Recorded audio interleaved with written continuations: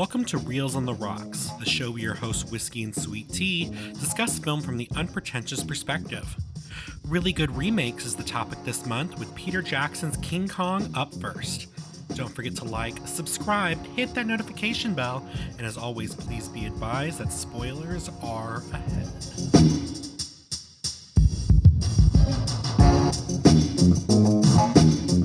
Welcome back to Reels on the Rocks, you damn dirty apes. How's everybody doing? How are you, T? Oh, you know me, put a chubby guy in some period costume and I'm there.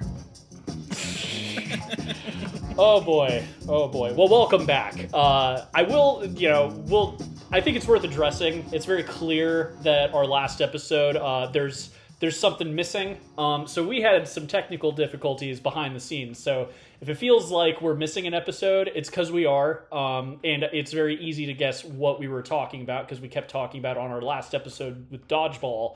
So Yes. We have a third lost episode, but this one's funny because it's like we didn't just...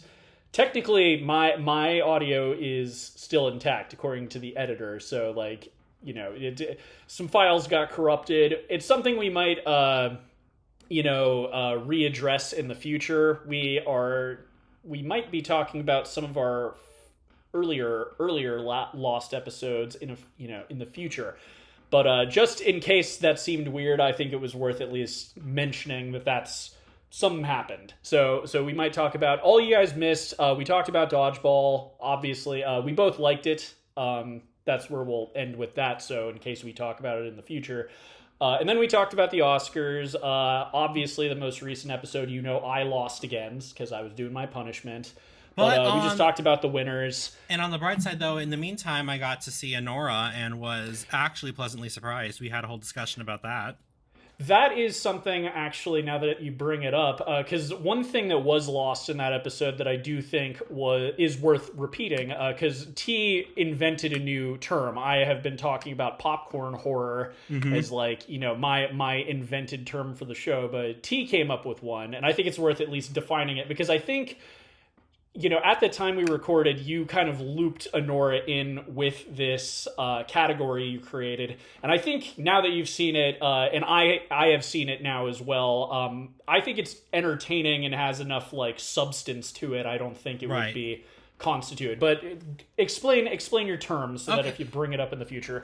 So prestige slop is basically the term that I came up with, derived from the term, slop tubers, YouTubers who do commentary. They're called slop channels. They're saying that there's little or no substance and they're very easy to make. It's in the same spirit. It doesn't necessarily mean the same thing here. In this case, what I basically mean is it's almost like the prestige films. Again, there's nothing wrong with them technically. There's nothing wrong, but it's just they all just seem so cookie cutter in the prestige genre. None of them really rise above the other, and they kind of all just meld together in a slop. It's like a soulless kind of checking the box. So, it's extreme Oscar bait, more or less. Because Oscar bait's a term that's already been floating around. I actually, in the month since we had that episode, I came up with an example of prestige slop. You showed me an MGM film starring Oscar Isaac about capturing, a Nazi scientist. Operation Finale. That I would loop in with prestige slop because it's not like a bad movie, but it feels like nothing, especially with the subject matter it's talking about. I had no emotions watching it. And I think that's the key with prestige slop. It's they're making the movie to check the boxes. Oh, it's a period piece. Oh, it's a World War II thing. Oh, it's the Nuremberg trials. Oh, it's, but there's nothing of substance to the movie other than the things that usually win other movies Oscars. Right. And I would say particularly last year, I guess this year's Oscars technically that just happened. I guess it's still technically this year's. I would still kind of refer to this the year as prestige slop. Again, it's not saying that they're doing anything wrong. It's essentially saying they're all just, even like you said, either they're checking the boxes or they're not putting, I guess, maybe enough heart into it or whatever, that none of them just essentially rise above the other. And it's just kind of just one congealed mass. Over time, I've seen a couple more Oscar winners. I think it was last week I saw A Real Pain. Mm-hmm. And so far, what I would say is that the nominees, because I remember back when they were released, you and I were both in kind of agreement where it's like, what is this? Like, who watched these movies? Like, no offense to them. Like, if you liked movies like Sing Sing and the Nickel Boys and whatnot, more power to you. But like, I hadn't really heard of any of these. Now that I'm seeing some of the winners, the big winners, you got Nora, which I can happily say had entertainment value on top of being like actually like well made, and it's impressive that like one guy did a bunch of things. And Mikey Madison's performance was really good. She wouldn't have been my pick for Best Actress, but her New York accent is hilarious. When I was watching it, I was just oh my god, I starting actually to kind of love that. It right. was I was so. like, It basically veered into, I don't know if I love sitcoms. It kind of veered into almost like a sitcom-y New York accent, yeah. which I kind of just found so endearing. It's Well, hilarious. like half the movie, she's just yelling at people, and there's something. If I told you when I was convincing you to watch it, I was like, half of the movie reminds me of like an episode of The Jersey Shore. It's Right. Like, that's kind of accurate. So yeah, like there's entertainment value. There's some actually like beautiful shots. Like there's the one that you see in the trailer and on the poster where they're in that building in Vegas where like the ceiling is all one giant LED screen, and it's like right after they got married. There's like, that's an iconic image. Like every time I think of that movie now, that's the thing seared into my brain. So like very happy Nora was the big winner. And then everything else, like Wicked, good job. Dune 2, good job. A Real Pain, now that I've seen it, it's like an actor. I feel like I might have used, maybe I'm inventing a new term, but it was like actor porn, because there wasn't like much going on, but it was just like people being emotional for 90 minutes. Because it's like a buddy comedy, but it's about two cousins going on a tour of Poland for a Holocaust tour. So it's like you have the silly shenanigans, but you also have like really gut-wrenching like stuff going on, like things that they're seeing. Yeah. So it's like, I don't know, like most of the movie is just like the interaction between the two cousins, which is why Kieran Culkin won. And that's like another one where I'm like, good job, he did it, like excellent performance and everything. Personally, now that, because I've also seen a Complete Unknown, and I kind of really liked, I already mentioned for Best Supporting, I really liked oh goodness, what was his name from the Brutalist? He was also in Memento. Oh my but God. him, yeah, and Edward Norton, right? Edward Norton and the guy from the Brutalist, like those were the two I kind of would have preferred winning, but A Real Pain. But anyway, prestige slop. I feel like that's an important thing that was lost in that lost episode, so at least we have that out there. But now that we've explained what happened, I'm very curious, what topic are we beginning the episode with? So we have a couple to choose from. Ooh, choose your own adventure. One of them we kind of can't avoid because we've actually talked about this extensively before. The announcement of the new Stuntman category. Yes! It's set to go into effect, I believe they said in 2028, which is great news. It's being recognized. But you and I both sort of had a similar sort of like, question mark at the end of this. So they announced that they are doing a category for best stunt design. And there was something about, and again, we're not experts.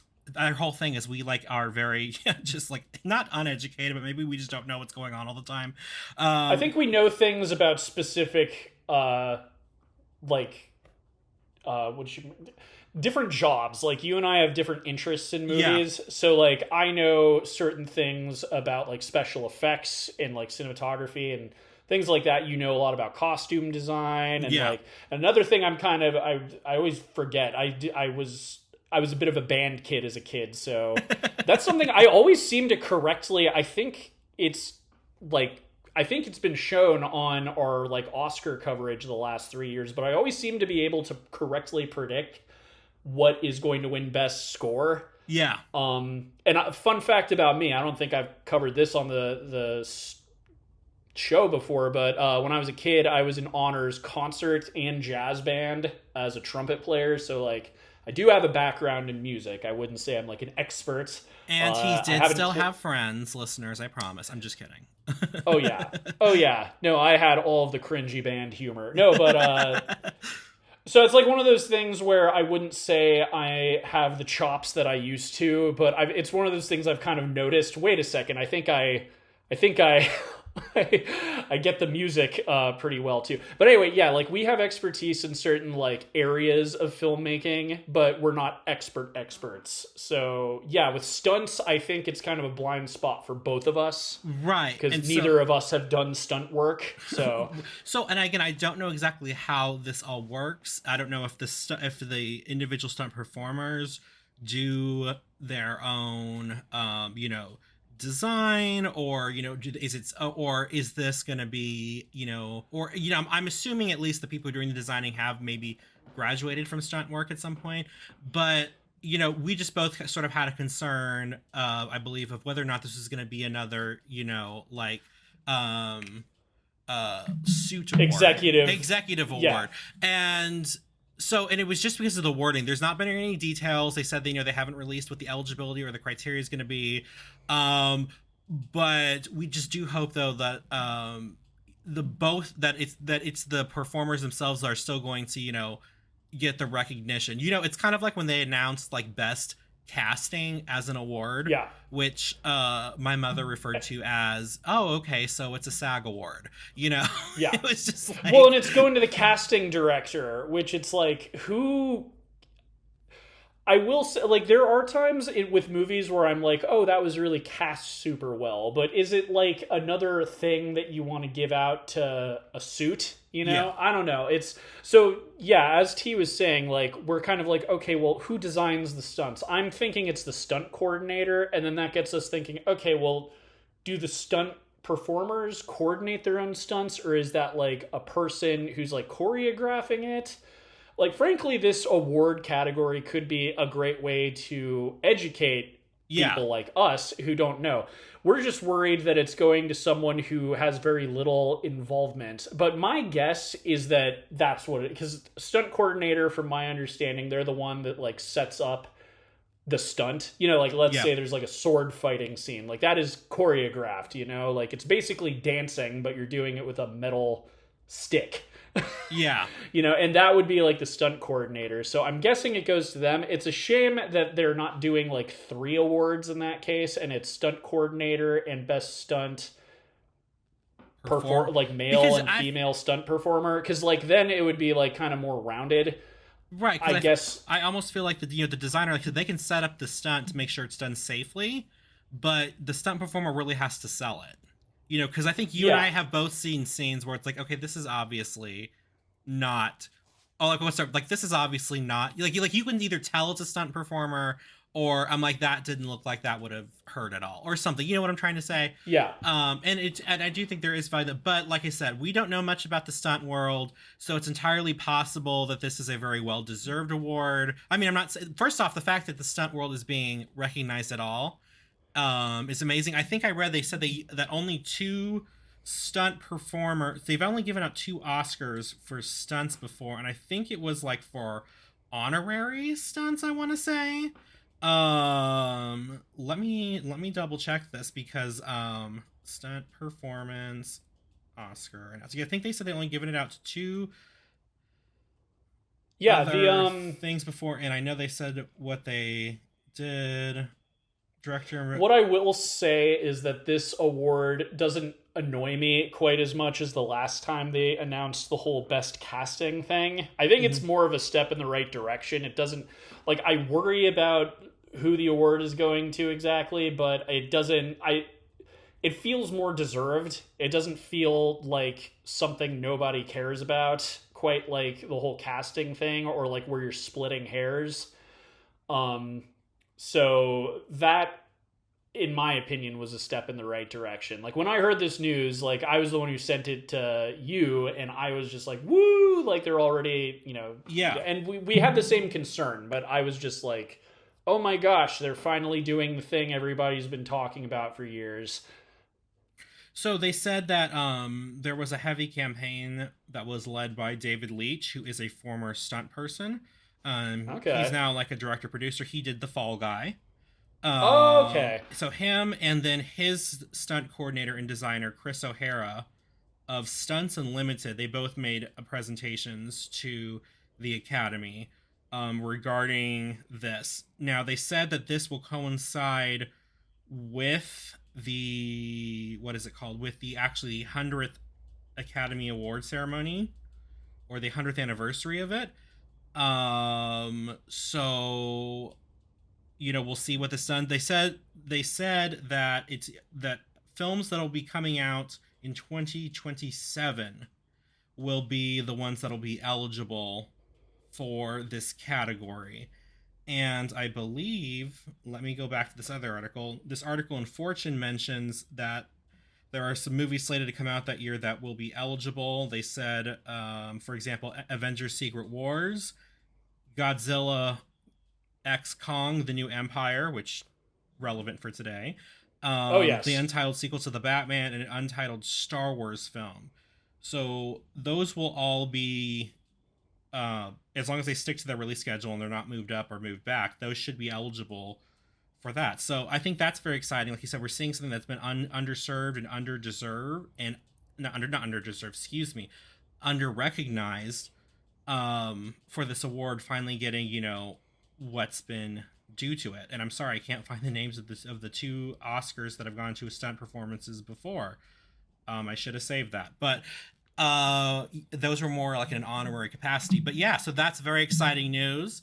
Last topic before we go to our main topic here: CinemaCon was held recently. Yes. And it's very interesting. So I read an article from Variety, and they talked about the 5 takeaways from CinemaCon. And even though it says the 5 takeaways, oh, it's not the 5 takeaways. It just says just takeaways. Why did I think it was 5? Anyway, the few that they highlighted, they're all basically sort of the same thing. It's theaters and studios can't get on board with each other. And from what I'm reading in this particular article, I'm kind of on the theater's side here. Like, I'm not kidding. So, of course, one of the main things is the windows and the studio windows. But I thought this was interesting. According to this article, which is by Brent Lang, Matt Donnelly, and Rebecca Rubin, they mentioned that studios believe that exhibitors haven't done enough to innovate. They think too many venues are outdated and cinema operators haven't embraced discount pricing to entice cost-conscious consumers. Theater owners argue that their business has been hurt by studios' insistence on releasing new films on home entertainment within a few weeks of their theatrical debuts. Oh, and they'd like a lot more movies. So that's basically the gist of what they're talking about in this whole article. Yep. The main thing, and I'm kind of on the studio side. I mean, on studios, no, Theaters. the theater side. Thank you. I'm on the theater side here. It doesn't take. I don't understand what they mean by the venues are outdated. Like, unless everything is going to be a 4DX movie, or for that brief period of time everything came out in 3D, what are they talking about? We need a projector, sound equipment, and a screen. I don't understand what they mean by innovated. And then they were like, they're not embracing discount ticket pricing. Well, as you and I both know, that theaters make the majority of their money on concessions. So if they start cutting what little revenue they get from tickets, that's going to be another problem for them. Now, I've told you before that there's a lovely chain where I'm from that every Tuesday they do $5 a night for anything, as long as it's not a premium movie, which is like 3D or 4DX or their case RPX sound. That's what they do, but that works for them. That brings people in. Yeah, but it's not going to work for everybody, and I think it's actually pretty arrogant for the studios to come in and say that when. If anyone who's been anywhere, what does everyone keep complaining about movies? It's like, can we stop remaking stuff and get stuff original? So who's really not innovating and is using outdated stuff? But that irritated me. And then I actually hadn't thought about this. This makes sense too. They go on further in the article to say that the amount of movies has shrunk that are coming out, and that's true. And they said that one of the big issues is when Disney absorbed Fox. So instead of having two different individual budgets, two different slates, they can do what they would do, and they would both be putting out movies. Those are both being considered under one roof, and they're cutting, and that drastically cuts the amount of films they go out. Instead of being two studios putting out movies, it's one, and they all are worried about the same bag of money. I actually hadn't thought about that. That's actually very interesting, and they're hoping that Amazon MGM will pick up the slack and put out some more movies and maybe fill that void a little bit. But they also talked about how, and this I've always thought was a huge problem, and anyone who has a brain will know this is a problem. The big thing, windows, theater windows. They used to have, I believe they said pre-pandemic, it was like 90 days, and like, theaters are right. They're putting it out either like same day or 2 weeks afterwards. And the studio's argument, according to this article, is that they want to do that so they can fully capitalize on their marketing campaigns. And I'm like, that doesn't make any sense, because No, it doesn't. I've always thought that the problem with, and I think they streamers finally caught on to this. It's one of the reasons why, especially for some of the big shows, they stopped dropping everything all at once. It's like, once you drop it on your streaming service, it's over. There's no reason to watch it immediately. There's no reason to. I mean, people will. I'm not saying people won't. But I'm like, what part of the marketing campaign are you not? Because most people I know who watch streaming services, they will literally watch whatever the new thing scrolling on the banner is. As long as when the movie comes out, you put it on the scrolling banner on Netflix or Hulu or whatever it is, people will watch it. But you're missing out on all the revenue that you're going to get from the theater, because FOMO is a thing, and people want to be part of that conversation as it's happening. And I just did not understand that argument of they want to capitalize on their marketing campaign. That didn't make any sense to me at all as to why they drop it immediately, because to me that shortens the lifespan of your campaign. Because theater allows things to get legs, and then it has word of mouth, which is free marketing. And then when it goes to streaming, then people who either A, didn't want to see it in the theater, couldn't see it in the theater, or couldn't afford to see it in the theater, can now watch it. I feel like they're treating everybody like it's... Anyway, that's my thing. That was the dumbest argument ever. What's your take? I'm sorry. Yeah, I'm fully on the theater's side as well. It's funny, I was just having a conversation with my sister on the phone earlier today about how greedy video game companies are being, but studio executives are no different, and, the movie business has been kind of in decline, and this is not the way to fix things. If anything, you're cheapening your product by having it be available at the same time as going to the theater. As far as, cost-cutting measures, what are you talking about? On piggybacking off of what you said... First off, so I don't live in LA anymore, so the price of a movie ticket is half of what I was paying. It was like $20. It's probably worse now. But the cost of going to see a movie now is less than a McDonald's meal if I'm going full price. And if I were living in LA, it's like these studios have forgotten that all of these theaters have copied MoviePass. You can sign up for a monthly 3 movies a month or whatever for $30. Yeah. That saves, if you're going to all the movies for each month, you're saving money, because $30 I know is for the cost of a movie ticket in LA. So I know for a fact Regal Unlimited is $21, and you can see unlimited movies a month. I miss AMC. They had a good one. I think it was $30. It might have been less than that. Cinemark's is what's in my area now, and they have one. So what are you talking about? They have quite a lot of cost cutting things. They have days where it's half price. They have discounts if you're... The whole thing's ridiculous, and they're doing anything they can to make money. They've got all the themed popcorn buckets. They've got... It's crazy. Fathom Events is a whole thing trying to get people to the movie. Ooh, come and see Coraline again. We're re-releasing it. Fathom Events does that yearly Studio Ghibli festival. It's usually sometime in December, and they show either all the movies or a selection of them, and that brings people in because of how beloved those are. Theaters are doing what they're supposed to be doing. Well, and the idea too, it's like innovation. Okay, well, what do you like? You just said it's like they want them all to be 40x theaters. One of my favorite theaters back in LA was the. I mean, there was a bunch of. There was the one that you and I went to a couple of times for like Secret Movie Club, the Vista. The Vista. There was the Vista. There was the Los Feliz 3. I think they were the same Los thing. Feliz is the one that because it's this company, and I'm not there anymore, so I can't remember, but it's like this independent movie theater company, and it's all like, you know, smaller theaters, and they show smaller movies. Like that's where I saw what's his name? Something is Afraid. I saw a bunch of like smaller movies there, and the company is called Vintage Cinemas. Vintage Cinemas. They're great because they know exactly what kinds of films play well in those screens, and they also they have an attention to detail. They have the whole "let's go to the lobby" thing playing before the movie. It's like very cute. It feels like you're going back in time. Right. Here locally, there's a cinema like that. It's not Vintage Cinemas, but it's like a family run thing. It used to be like a bigger theater when I was a kid, but it's been retaken over.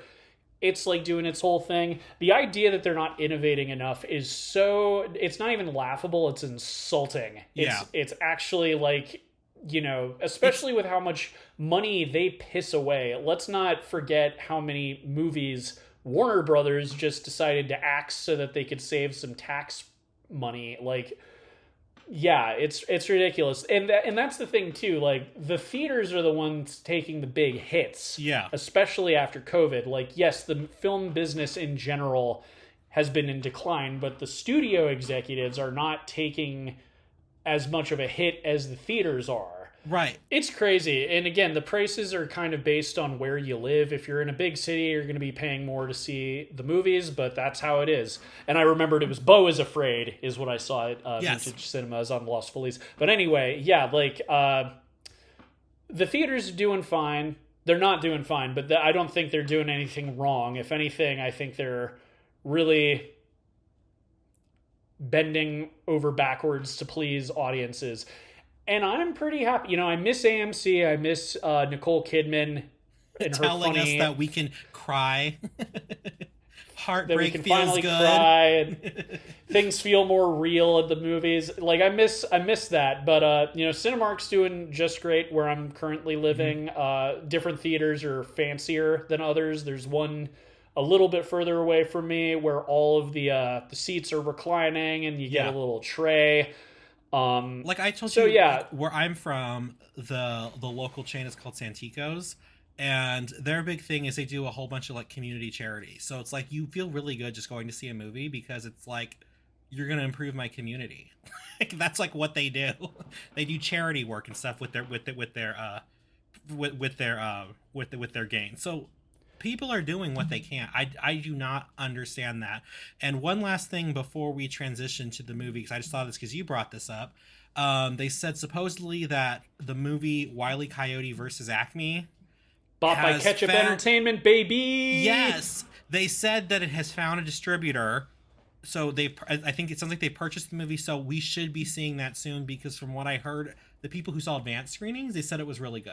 And I will say, when you want to talk about being innovative with an existing IP, this is fascinating. Like, you know, Wile E. Coyote suing Acme, the one who made all the stuff that he uses to try to get the Roadrunner and always fails, is hilarious. It's a funny concept. It's a funny concept, great. and it's capitalizing on your existing IP. So you get the fan base, you're still being innovative, and it's a new story. So, but, you know, you guys cut that, you know, for a tax write-off. Anyway, moving on. Speaking of giant greedy monsters that don't know what they're destroying in their quest for more, let's move on to our feature presentation. But first, what are you drinking, T? So I am having, as this movie is set in the 1930s, I am having a Sazerac.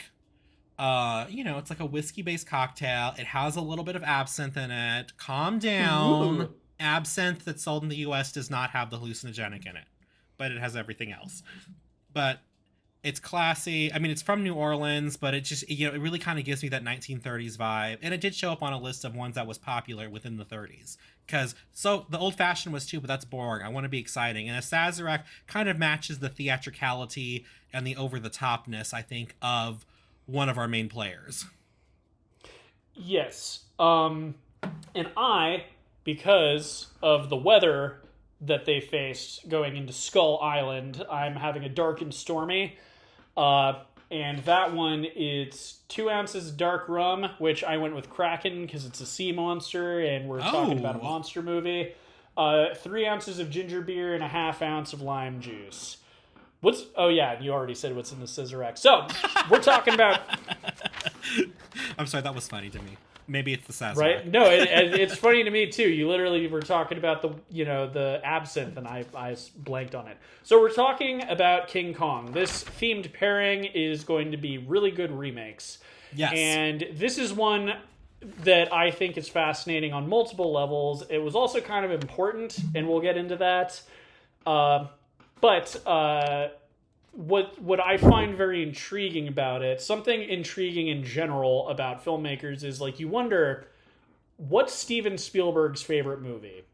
What's Quentin Tarantino's favorite movie? What's Greta Gerwig's favorite movie? Right. Like if they had to pick one, what is a movie that like inspired them to get into filmmaking? And in this case, Peter Jackson has never made a secret of the fact that the original 1933 King Kong is his favorite movie. So besides this being a really well done remake, it's fascinating me because this is someone who got a chance to remake their favorite movie. So it's like, what did they focus on? What did they change? What did, like if he could make it as perfect as he possibly could, what would he change? So let me get all of the boring stuff out of the way. And there's a lot of people who worked on this and all sorts of stuff. But it was released December 14th, 2005, right during Oscar bait season. Budget of $207 million estimated. It grossed. This is interesting. So domestically, it only grossed $218 million. So it would have bombed if it was not in the international box office. Its opening weekend was only $50 million, but worldwide it grossed $556 million. I find that really fascinating. Obviously directed by Peter Jackson. It was written by Fran Walsh, Philippa Boyens, and Peter Jackson. And the cast is stacked. We've got Andy Serkis playing Kong. We've got Naomi Watts playing Ann Darrow. We've got Jack Black playing Carl Denham. We've got Adrian Brody, recent Oscar winner, playing Jack Driscoll. We've got Thomas Ketchman playing Captain Englehorn. We've got Colin Hanks playing Preston, which I didn't realize Colin Hanks... I forgot he was in this movie, and I didn't realize he would already started acting in 2005. We've got Evan Park as Hayes. We've got Jamie Bell as Jimmy. And we've got Kyle Chandler as Bruce Baxter, the crappy leading man. The composer I thought was worth, because I was curious if it was going to be the same composer as Lord of the Rings, because he just worked with them, and this score actually does kind of it's very fitting. It evokes a lot of feelings and stuff, but it was not the same composer, because Howard Shore did Lord of the Rings, but this was James Newton Howard, who's done a ton of stuff as well. The cinematographer was Andrew Lesney, the editor was Jamie Selkirk, and the production designer was Grant Major. And Weta did the visual effects, so it's the same, New Zealand-based visual effects people as Lord of the Rings. And it was nominated for 4 Oscars, and it won 3. So it won Best Sound Mixing, Best Sound Editing, and Best Visual Effects. But it lost Best Art Direction to Memoirs of a Geisha. Ooh, I like Memoirs of a Geisha. So that was the same year. This was a crazy year. This is the same year as Brokeback Mountain and Crash. Okay, and what the Memoirs hell of a was Geisha. Crash? We need to wait 1 second. We need to acknowledge the fact of what a travesty it was that Crash won over Brokeback Mountain. That's all I'm going to say. Right? So, but this was like that year. So this was also the year where George Clooney won Best supporting actor and went on that very famous stupid Oscar speech, which like he was mocked for at the time, kind of deservedly so. If you go back and rewatch it, it's very self-congratulatory. Like this, it's funny, this was a huge year at the Oscars, and this movie picked up a lot of technical awards, but it was just funny because I didn't realize it was during this that particular year. Also, I kind of think, obviously, it was released around the Oscar bait time, but I feel like it was more picked because of the entertainment value. Like, it is sort of a fun adventure monster movie. Right. So releasing it right before Christmas didn't feel as much of like a play to like win Oscars, as much as it just felt kind of like, oh, a lot of people are going to be on Christmas vacation. This might be like a fun movie to possibly go see if you like classic cinema and you like kind of an updated, King Kong. That's how it felt at the time. Like, because I was in like 7th or 8th grade when this came out, and it was probably the movie I was excited to see that Christmas, when I was on Christmas break. So Right. I don't know, it didn't feel like it was trying to like, obviously it was perfect timing for it to win all the technical awards and stuff, but yeah. So you had never seen this before, and I was actually kind of surprised by that because I know you like Lord of the Rings, so and you like Peter Jackson, so I was kind of surprised you never watched this at any point up until now. But what did you think? So okay, so first off, this was a very beautiful film.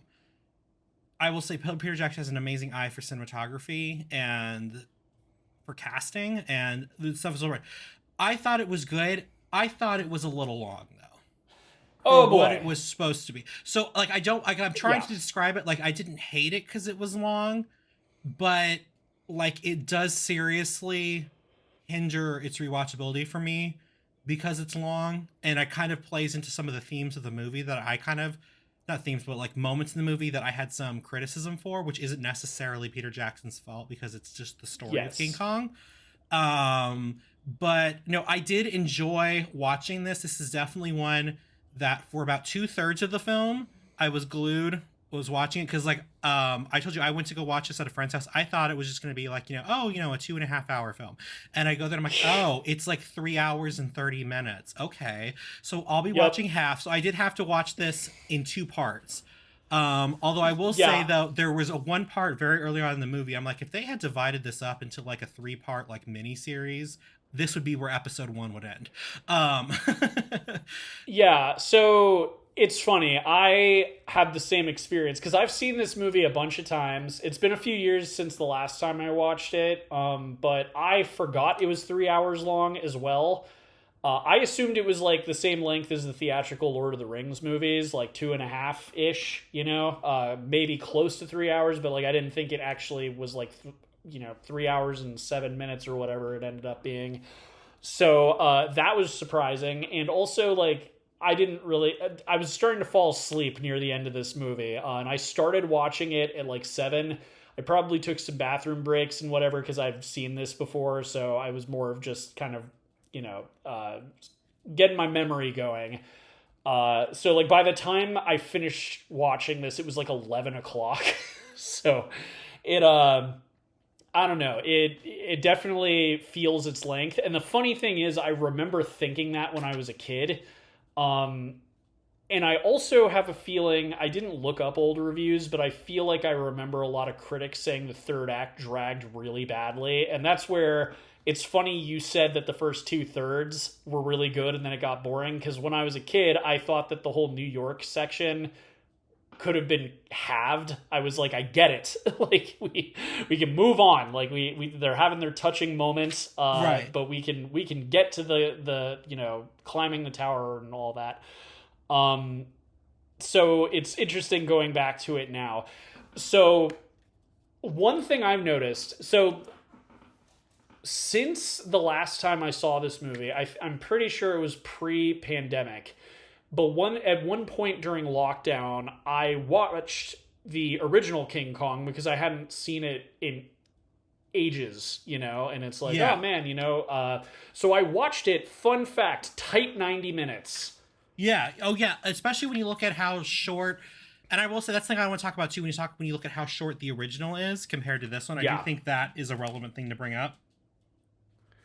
Yeah. So what I was saying earlier about like it's interesting from the perspective of knowing that this is Peter Jackson's favorite film. You know, that question, what are they going to change? So this the answer to the question is put everything in the movie. Like, so it's his favorite movie. It inspired him to become a filmmaker. According to him, he cried as a kid when Kong fell from the Empire State Building, and it had a profound effect on him. And his favorite character was Kong, and he said that he was a special little chap. And so what he changed essentially was, I want this movie to be everything. I want it to be a romance. I want it to be an adventure. I want it to be...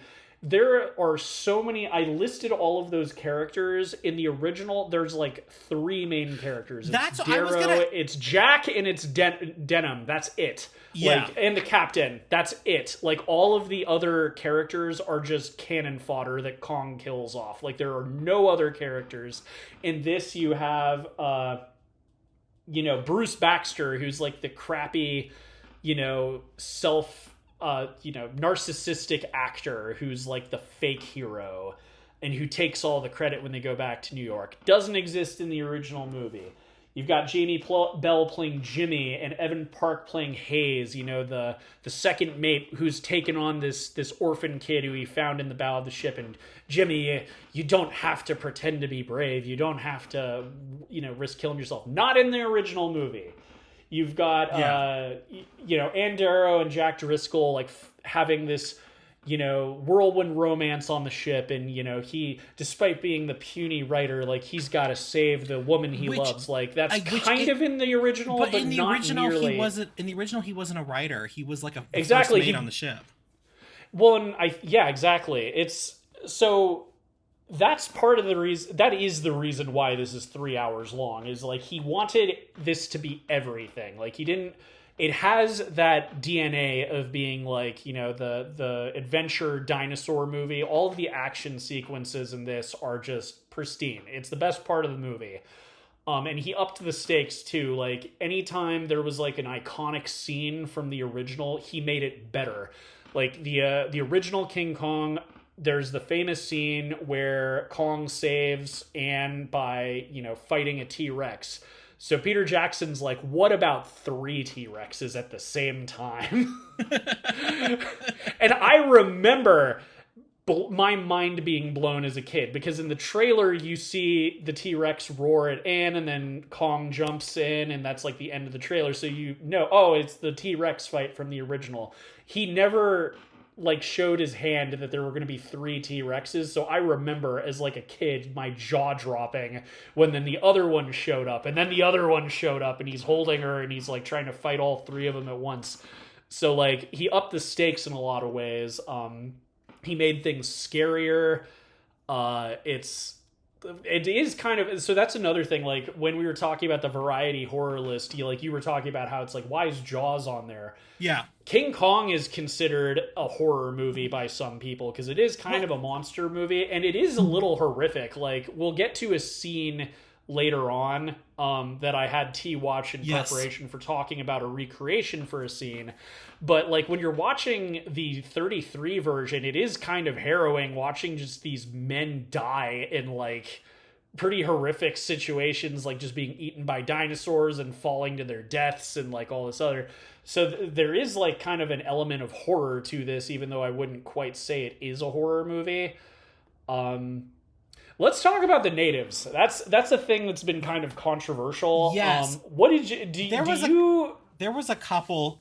There was, for as modern as this picture is, for it came out in 2005, so it's not like it was 1929.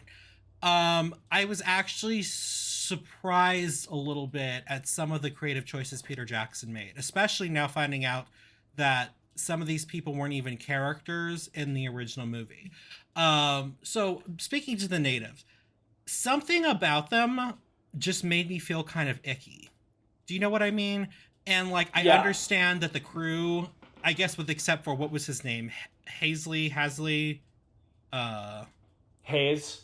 Just Hayes. Hayes. It was Hayes, which, by the way, if you didn't recognize, he was in the Replacements.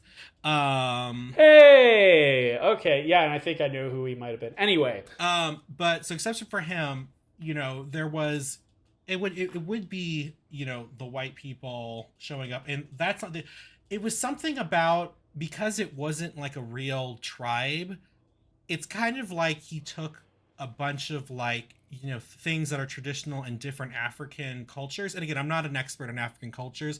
I just know what I've seen in National Geographic and in textbooks, and kind of made them, and then tried to make that horrifying just on its own. Which, and again, I know, like, they're also like abducting people and attacking them, so I understand that. But the fact is, from the very beginning, when we first see them, we're supposed to find them terrifying and scary. And in reality, I think it should just be kind of terrifying and scary for the characters, because they don't know any better. We know better now. So through the lens of what we're supposed to see, it was a little, I don't know, it left me feeling a little icky, and maybe I'm not the best one to be the speaker in this subject. Yeah. It was neither uncomfortable. Neither of us are African American. You know, we don't have any native. I mean, it's one of those things where, like, for me, what it reminded me of at the time, and even now, it's like there was like some orcish kind of characteristics with them, which when you're talking about human beings, that's a little weird. The things that are supposed to be, like, scary about them is that they, like, sacrifice people. So I think of, like, you know, cannibalistic tribes, where it's like, it's not that their skin is brown, it's that they eat people. So he kind of tried to make them come off as, like, troglodytes, and you know, they are the ones that attack them first, you know, and then they just execute, you know, a bunch of crew members by, like, bashing them in the head and stuff. So you can make that argument. One thing, because again, I rewatched the original King Kong during lockdown, I still feel like that one's a little bit worse, because they're more of the ooga booga, like, grass skirt, bone in the nose kind of thing. And, you know, these guys, because I wasn't even really aware of, like, the racist argument when I was a kid. That's something I discovered kind of later on. I don't think I really tuned into, like, political discussions on movies or anything. Like, this was before I went to film school. This is before I really took it seriously. I just liked the original King Kong. I liked Peter Jackson. My defense of the way they're depicted for this was, to me, that island is brutal. Yeah. And, like, any society that attempts to live on that island and, like, prosper is going to be insanely, like, crazy and backwards, and they're going to eat people, and, like, that's the way I kind of took it. You know, obviously, if a racist wants to say, like, oh, it's because of the color of their skin, sure, but I always sort of took them as, like, a what's the word I'm looking for? Like, it's the outcome of, like, them having to survive on that island with dinosaurs and giant bugs and stuff. They were products of their situation. Thank you. Products, I think, is what the word I was looking for. But yeah, like, it's one of those things where I feel like you could have probably done it a little bit more delicately. Another example, and this film came out long after King Kong, there is a movie. It's one of those where I'm afraid to watch it, and I don't know if I would want to subject you to it on the show. Is it Cannibal Holocaust? No, it's Bone Tomahawk. Okay, so that already sounds disgusting. So it is a Western horror film where it's about a bunch of townspeople being kidnapped by this very barbaric Native American tribe. So is it kind of like a Hills Have Eyes situation? It's worse. You see some, like, you know me, I like horror movies. The scene at the end of this is so gut-wrenchingly disgusting, and it's it's intense. Yeah. I know what happens, and that is part of the reason I'm afraid to check this one out.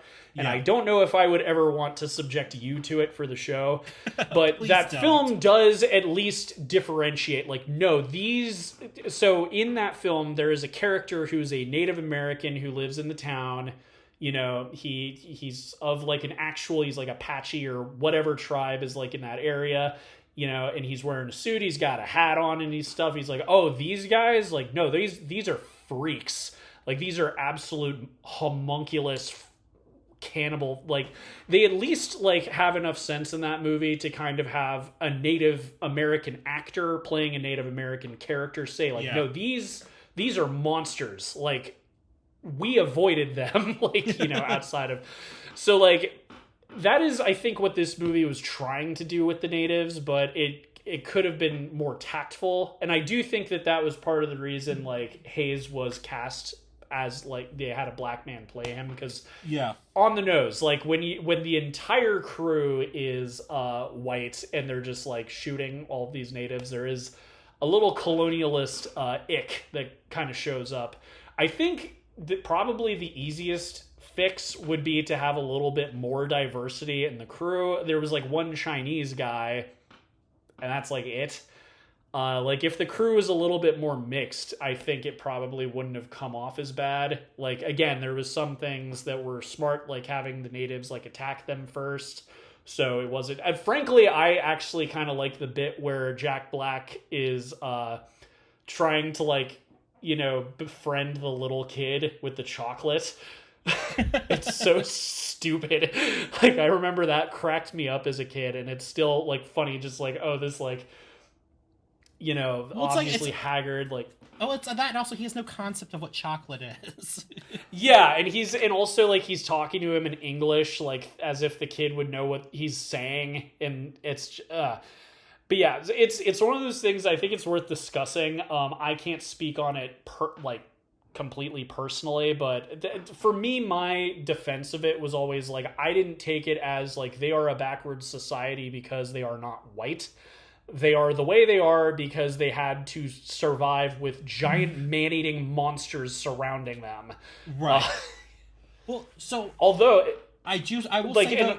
Oh, go ahead, finish up, because I had a concept. Yeah. We'll get to it later. Like, we're going to talk about, like, the state of Kong currently, but I will say that Kong Skull Island, they took it in a new direction for reasons that we'll get into when we talk about it, but at least, like, we have progressed, because the natives in that movie are completely different and much more, you know, handled well. But part of that is also story-wise.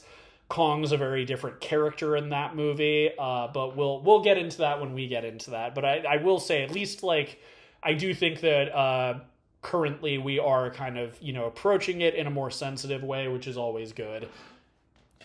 I just wanted to speak on the race issue. There was a couple things about that. One of them was, like I said, I couldn't exactly put my finger on it. I was thinking about the tribe was I already talked about that.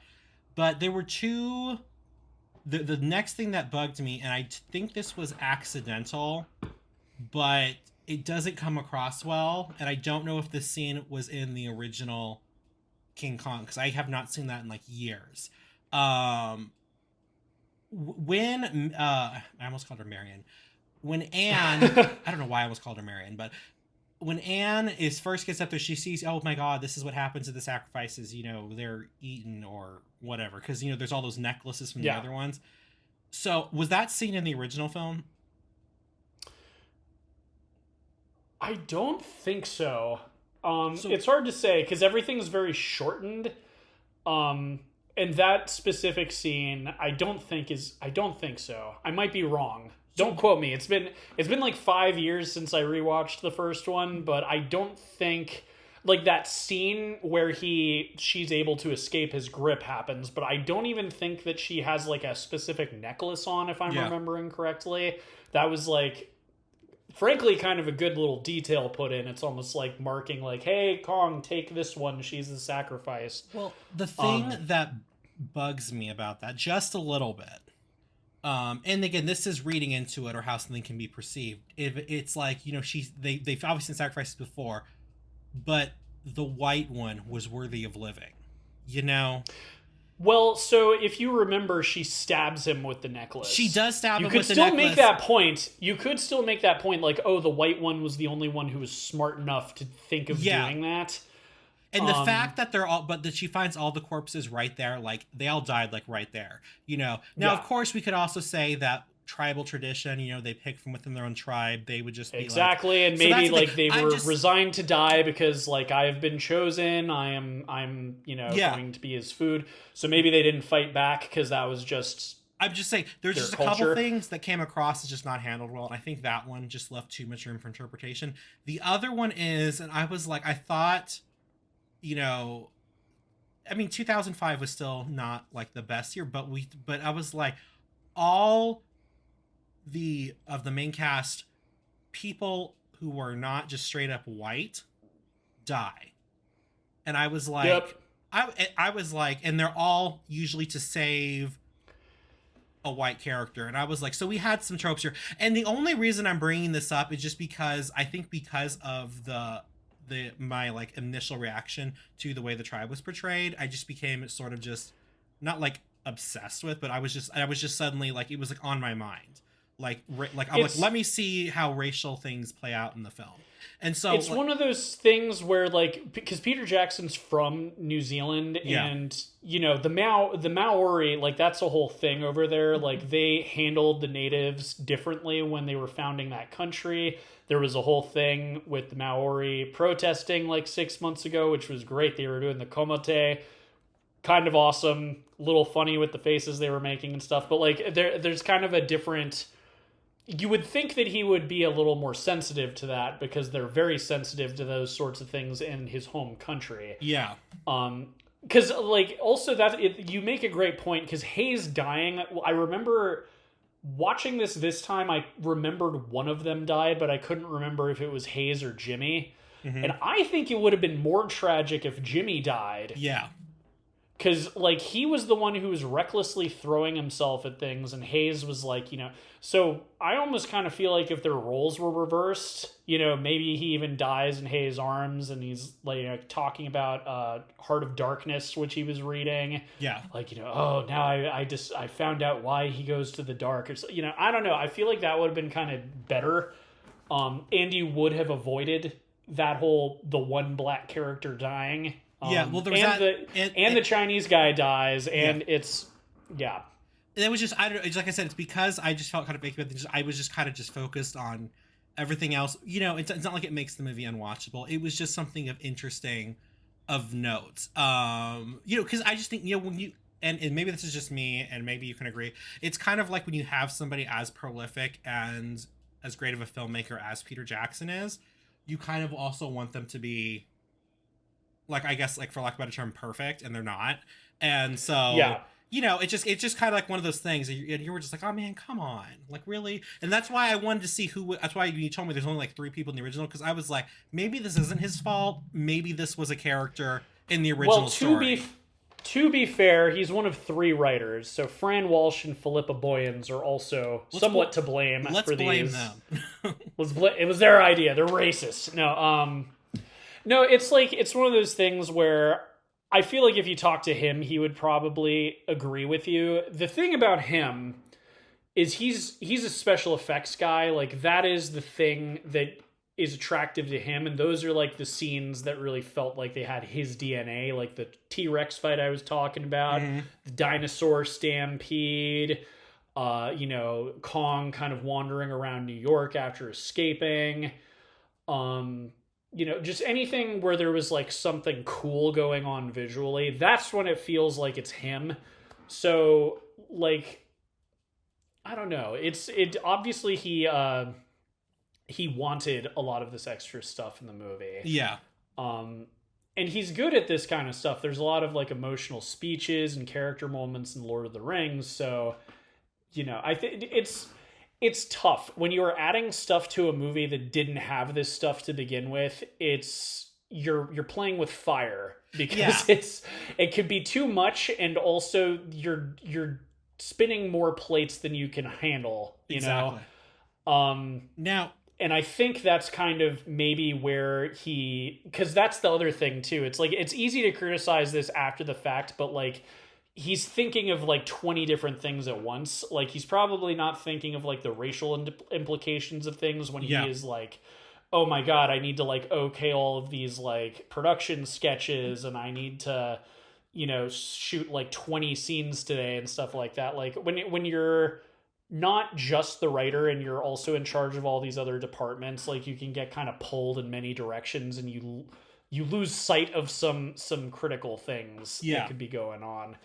And also, like, I don't know, maybe the writers and people involved thought like it would be appropriate because of the time period. Like, oh, this is the time when they would just like throw these characters kind of to the wolves. Yeah. I don't know. Actually, there's something about this movie that fits right into this, and I'm 98% sure it was unintentional, but we'll get into that in a minute. Now, the way this movie is structured, and I know you have a lot to talk about with this movie. Oh, yeah. The way this movie is structured, I think it's best that we talk about it in three parts. You know, BI before Island, and then New York. Okay. Because I kind of feel like there's the way at least my viewing experience worked. That's kind of how I feel the movie. We can also say Act 1, Act 2, and Act 3. Let's simplify. Yeah, Act 1, Act 2, Act 3. I just wanted to be very clear what I was talking about. Because I think it's all honestly neatly split into those. Oh, it is. Like things, I said, there were frankly. sections that you could basically be like, if this was a miniseries on TV, this is where episode 1 would end. Specifically, Act 1 would end with, the Heart of Darkness dialogue. So exactly. Like Act 1, we're introduced to Jack Black's character Carl Denham. Yep. Kind of just like, we don't really see who he really is until he gets to the island. But, he's kind of introduced to this as this guy who's just trying. He almost comes across as doing it for the art. I'm doing it for the art. It seems that way. It seems that way for sure. He's likable because he cares. He cares to the point of committing a crime. Yes. And even before that, he starts off pretty honorable, sort of, if you think about it from that way. As we get into this, like, we'll get into the nitty gritty. What I will say right off the bat with Act 1, it's the only act in the movie I think is perfect. I don't think I would change a thing about it, honestly. I think it's really good. My one thing I would change, this is just me, is I didn't understand why they cast Jack Black until Act 2. Because, and I think this just has to do with his cadence and his delivery. A lot of stuff that's not... most of his dialogue, it's not comedic. And because it's just Jack Black's voice, it sounds like it was supposed to be funny, but it didn't land or something. And it's one of those things. I was really excited when this came out as a kid because I've been a Jack Black fan. Like we did the Tenacious D review. Hilariously, that movie actually came out a year after this movie. So like one thing that really excited me was I wanted to see him in a serious role because like I thought he was funny, but like any actor you kind of want them to make that leap into like cinema, capital C. And so I was really excited to see him play like a serious character, and I knew the character from the original movie, and I was like, ooh, he could probably be a sleazy jerk. Like, you know what I mean? Like he's a funny guy, and that's kind of the twist they had on the character. Carl Denham in the original is just sort of a sleaze ball. Yeah. Like he's an older man, so that's another change they kind of made. So like he plays him differently, and he's almost like on top of being the antagonist of the movie, he's also sort of the comedic relief. And it's, as you said, the comedy comes when he's on the island and he's sort of being a bit of a boob and also putting other people in danger just to get the perfect shot. And like it's funny because of how ethically effed up it is. Well, there was that. No, but he plays somebody who's very slimy very well. Yes. He really sells that. Like I said, at the beginning, when he's giving this illusion of doing it for the art, I didn't really buy that. But it's like, I didn't really see... I was like, why did they pick Jack Black for this? And then it wasn't until he got to the island, like he said, there's the part where he's being a boob. that he's great at, but he plays being such a sleaze and basically a Lord Farquaad, for lack of a better term, very well. He plays it very well, and so I totally get why because he like for the 2/3 of the film he was great. It's just at the beginning I was just wondering, like, he wasn't like bad. I was just like, why Jack Black?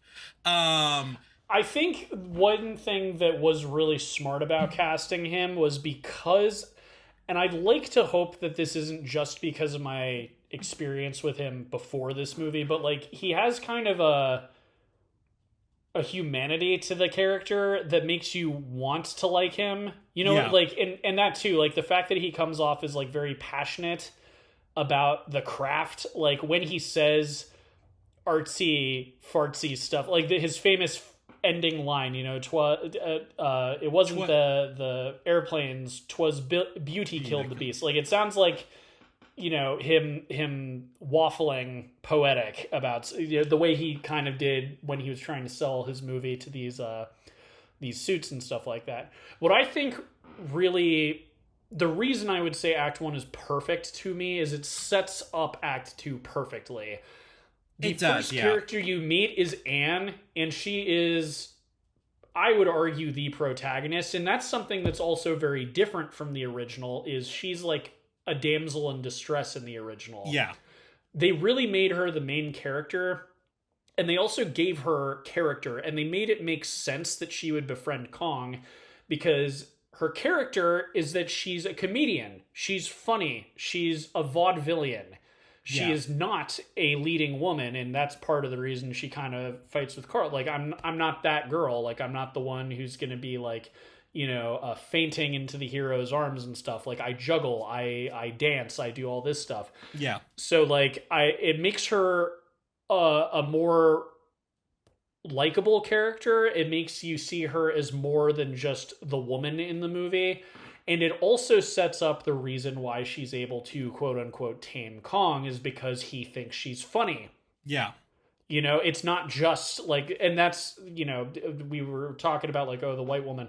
Like there's a scene that I feel like is kind of in the original. I know there's like a scene where she sort of like bonds with him. But in this film, they make it like, you know, her vaudevillian stuff like entertains Kong, and he likes her. Like, oh, you know, she's doing the dance and she falls down, you know, and it sets her up well that way. And also just the desperation she's facing. It's the Great Depression. She can't afford an apple. Her theater's closing down. Just like in the original movie, there's like no setup with her. Like it's kind of implied that she is in a desperate situation, but you don't see it. So, like, having some dude come up to you with a map, well, she doesn't know about the map, but, like, you know, hey, we're going to an island to shoot a movie, and I met you just now. You know, like, that's crazy for someone to go on to that, and I think that this movie really sets up her motivation to have nothing to lose, and to also just be that desperate for money and food and shelter. Right. And it sets up, you know, even though the romance is kind of forced, I think it's handled very well, but like, again, it was invented for this movie. It was not in the original. But the fact that she is a Jack Driscoll fan, like she loves his work. She doesn't know what he looks like that's actually a pretty good setup as well. Like she's already a fangirl without having met him and all of that stuff. So it sets up her character. It sets up Jack Black as someone who is willing to do some bad things to achieve their goals, even though it's nothing too bad in the first act. So, like, I would argue it sets up Act 2 perfectly. Like, you understand who everyone is. We're headed to the island. We know bad things are going to happen, but we at least understand how we got to this situation. Right. And so now we're at the island. So that's at the end of Act 1. So now we're at the island. Now, unlike you, this is the part where I wanted to fall asleep. And I will, and this was my thing, and I get it because the original was like a special effects spectacular. That was what it was known for, and so I get it. I get all this sort of stuff, but after like I think 3 rounds, I'm just like, okay, so we're gonna have another fight with something else. Like they became to me almost repetitive. Like like they just went and they had what was the I'm trying to remember what the first sequence is where they were fighting the dinosaurs, and then we cut to what's her face, or they were the guys who go to rescue her. They had with something, I forget what it was. They had a big fight scene, and then we go to Anne with Kong. She escapes, and then we have a whole fight scene with dinosaurs, and she's trying to get away. And then we cut back to them, and now there's things in the woods that are trying to eat them. It was like nonstop, to the point to almost where it's like your eyes kind of just glaze over. It's just like, okay. It's like Yeah. by not having enough break in the action, it kind of made the action boring. I don't know if you understand what I'm trying to say. I think I know what you mean. It's we keep comparing it to Lord of the Rings, but that's the other thing that's interesting about this, right? Like, the reason he was even able to make this is because he had just won Best Director and Best Picture and 10 other awards with Return of the King. Actually, I have a bit of trivia there for you. He was actually contacted about making a King Kong film in 1995, but it was shelved. They revisited it because of Lord of the Rings. Exactly, but that's what I mean. Like, because he had just made the biggest movie of the 2 years prior. Yeah, like he could do whatever. It's an exciting time when you win Best Director as a filmmaker, because now you can do whatever the hell you want. You can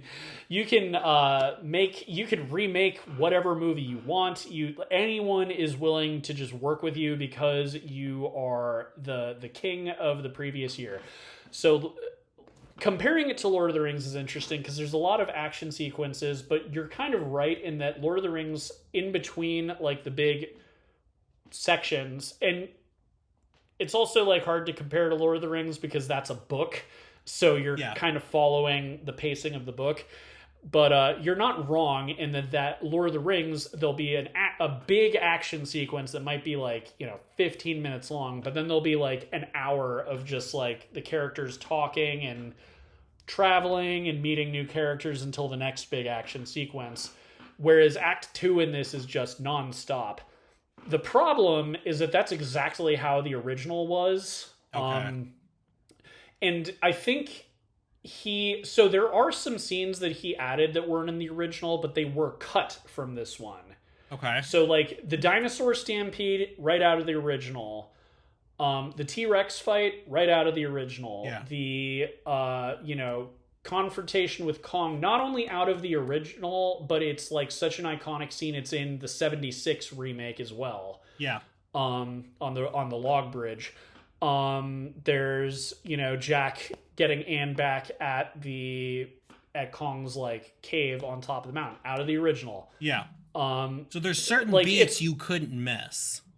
Exactly. The thing that is added, it's like the character stuff, just like we said. There's like conversations with different characters.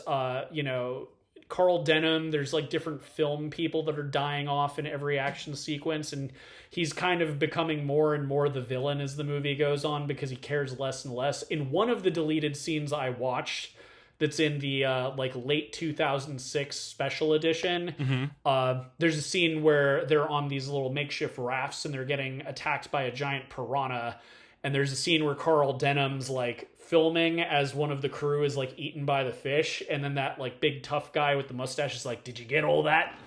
So it's like, right, so like that's kind of like his story, and then there's the whole thing with Hayes and Jimmy, and then there's the whole thing with like Jack. Like, so it's like the scenes are happening, it's just in the original it's like lightning fast, just constant action. Yeah. So like in the original, the whole of the island probably lasts maybe like 45 to 50 minutes. It's just never ending, and that's where also like you have more character moments. Like I don't think there is a scene like with the necklace like that we were talking about. There's the scene where like Anne escapes, and there's a scene where she kind of charms Kong and like gets him to like her. Yeah. But it's extended in this. Like you have that whole vaudevillian scene where he's sort of laughing at her and stuff, and then there's the bit where she tries to escape, and there's the giant bugs and stuff. So it's like hard to cut stuff out because it could be argued that those are the slower moments and those are the character building moments. Right. So it's like if they had cut that stuff out, it probably would have been shorter, but also it would have just been even worse as far as the nonstop action. Well, this is what I would argue though. I would argue though with the original being, like you said, like 90 minutes. I would be sitting at the end of like finally at the end of the action and being like, oh my god, there's another hour still. Like, do you know what I mean? Yeah. So it's one of those. He was charged with a difficult task. It is, and it was kind of interesting because again, I watched this before the pandemic. Then I've watched the remake or the original. So going back to this, I was kind of thinking because I remember it's a long movie, and I'm like, did he make up any scenes and stuff? And when I was watching, I was consciously thinking of like, okay, so we get to the island, we have the initial confrontation with the natives, then they retreat to the boat. Then, they're trying to shove off and Anne gets kidnapped. Okay, then we cut to the sacrifice thing to Kong. Okay, she gets taken. Then we have the scene with the necklace and, she's able to escape and whatever. Then that cuts to their initial, like, going into the woods and looking for her.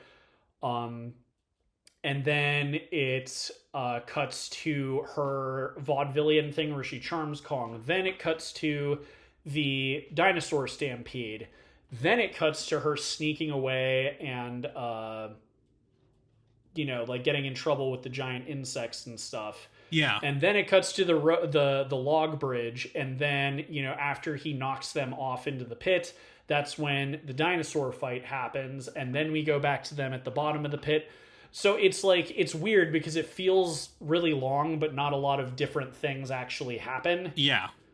Like, I was watching consciously about that. So it's like, and that's where it is weird because it's like, why is this so long? It's not like there's like a million scenes of like this. And with you saying it feels samey, it's like it is samey, but there's not that many different things that happen. Right. So I don't know. It's one of those things where like you'd probably be sitting in the screening room arguing about just like minute things to cut out if you were trying to get it to be shorter.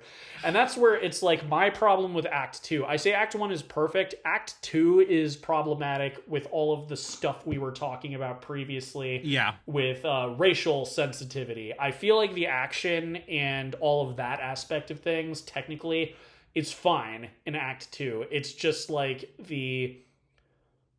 that stuff could be improved upon. And yes. My other comment about Act 2, and you will actually be shocked that I'm saying this, because I usually don't say this. There was a point in Act 2 where I was literally just like, oh my god, Anne is not worth this.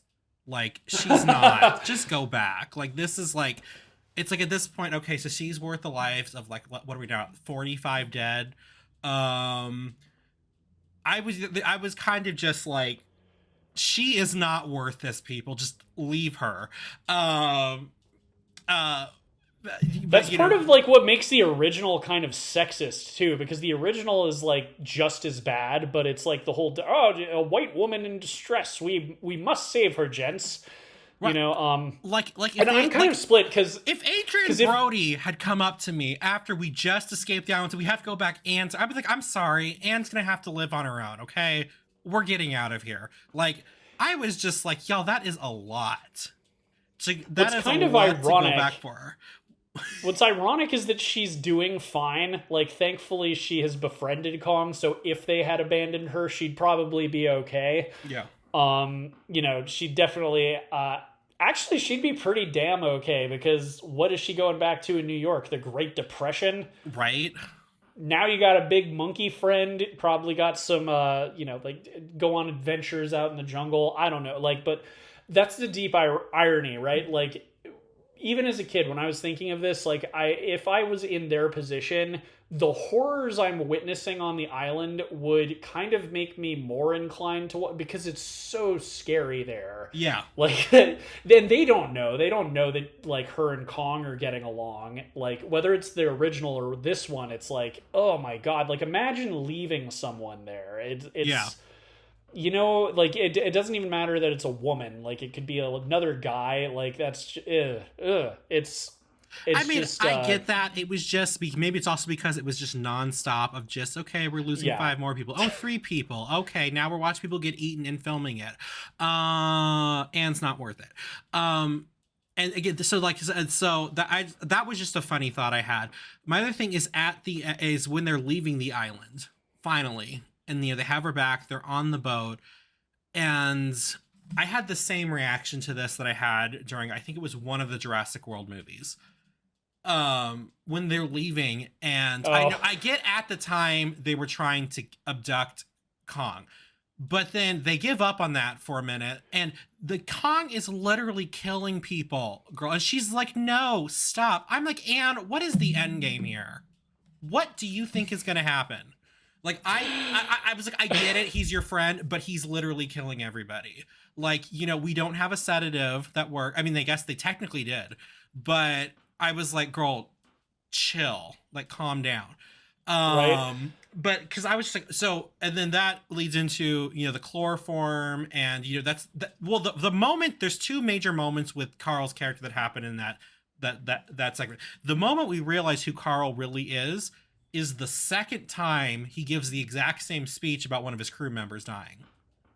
Yeah. And that's when you're like, oh, you don't care about them at all. Like, that's when we know for sure who he is.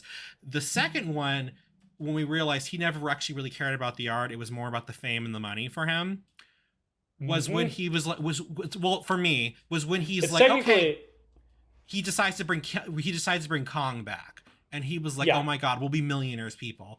Like, so I was like, so there's two major characters, and I thought those were done really well. I did think it's funny they do want to bring Kong back, because they literally spent 15 minutes earlier in Act 2 throwing stuff off the ship because it was too heavy. And now they're going to bring this thing back. Also, I love that they conveniently didn't show how they got him on the ship. That's Right? that's That just always funny. that always bothered me as a kid. Like so in Lost World Jurassic Park, the second one, they famously bring a T-Rex back to San Diego. Mm-hmm. And at least that boat, you could believe, has like a hull big enough to like hold a T-Rex. This dinky little boat, just like, Kong's not that big. Like, he's not like, the size of a house. He's like 20 something feet. He's still a giant gorilla, but he's not like bigger than the boat. But yeah, like, there's so many questions, like how at least they set it up in, arguably Act 1. That's the whole thing with the ship captain. Like, oh, they're poachers. They deal in like animal trade and stuff like that. So they have the chloroform and they have the cages, and they're equipped to handle animals. But yeah, no, that's another thing too. And this is like with both movies, to be honest. It's like, how would you fit him on? How would you get him in the hull, even if you have a hull big enough to hold him? That thing would collapse. How? And you guys also already had a hole in the boat that you patched. Yep. No, that's just kind of a fun. I mean, like, I know we're reading too much into it. It's just because this is a remake of, kind of like essentially, a kind of sort of just, like a flashy theater spectacular sort of picture that you're supposed to see in the 30s that kind of just became this major piece of cinema. It's funny because it's like, even when they remade it, there were some things that they had to acknowledge we can't fix, and I think one of them was the boat. The boat situation. Absolutely. Although it begs the question, like, wouldn't it have made more sense to go more into that area of like explaining things than it would be to add character like Hayes and Jimmy?